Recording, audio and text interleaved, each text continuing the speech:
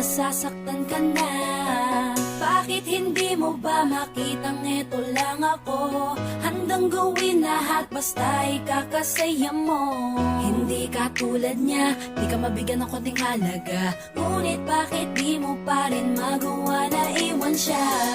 Kung ako na lang sana ang nauna mong nakilala, di na sana lumuha ang mata mo dahil sa kanya. Lungkot ng kahapon mo, sana'y kalimutan na.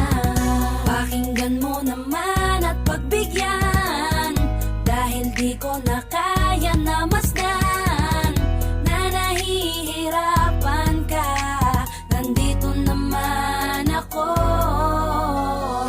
Pag sinaktan ka niya, sa'kin ka pumupunta. Pag iniwan ka,